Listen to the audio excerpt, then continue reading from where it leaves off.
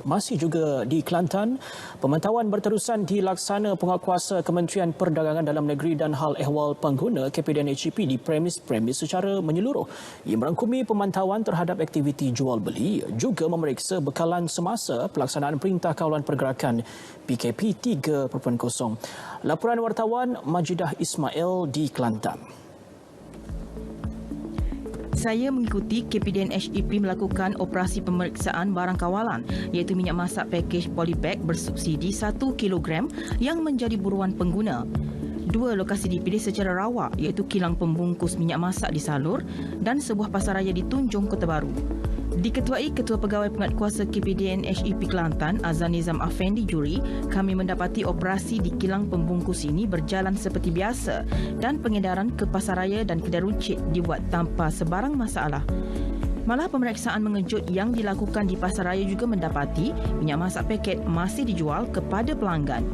Namun terhad 3 paket untuk setiap pengguna. Tahap penggunaan sebenarnya di bawah 2,000 metrik tan. Sebab bukan semua orang pakai minyak 1 kg. Ada yang beli minyak dalam botol 5 kg. Cuma baru-baru ni saja pengguna beralih arah untuk membeli minyak masak 1 kg, memandangkan berlaku sedikit kenaikan lah untuk minyak masak yang dibotolkan, iaitu minyak masak yang tidak dikawal oleh kerajaan. Manakala minyak masak 1 kg ni memang kita kawal lah. Jadi rakyat adalah dia beralih arah untuk membeli 1 kg, jadi permintaan itu meningkat sedikit. Setakat ini tiada laporan mengenai aktiviti menyorot minyak masak oleh peniaga. Malah jika ada, tindakan tegas akan diambil terhadap mereka di bawah perundangan KPDN HEP. Peniaga turut diingatkan agar tidak memanipulasi harga ketika beberapa barangan mendapat permintaan tinggi. Okey, ini antara aktiviti harian yang dilakukan oleh penguatkuasa KPDN HEP Kelantan dalam memastikan sentiasa bekalan makanan keperluan harian sentiasa mencukupi di Kelantan, sekaligus memastikan tiada peniaga yang mengambil kesempatan menaikkan harga makanan ketika musim PKP ini.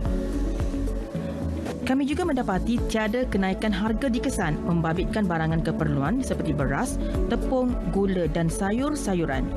Malah ada barangan yang dijual lebih murah berbanding sebelum ini dalam usaha meringankan kos sara hidup rakyat.